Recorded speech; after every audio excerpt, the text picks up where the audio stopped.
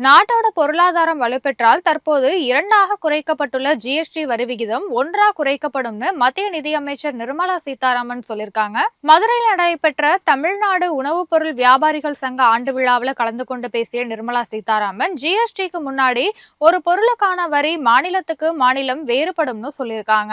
நாடு முழுக்க ஒரே வரி நடைமுறையை கொண்டு வரும் முயற்சியில ஜிஎஸ்டி கொண்டு வரப்பட்டது அப்படின்னும் தற்போது பொருளாதார நிலை உயர்ந்து இருக்கிறதுனால வரி விகிதம் 4ல இருந்து 2ஆ குறைக்கப்பட்டிருக்கிறதா விளக்கம் அளிச்சிருக்காங்க.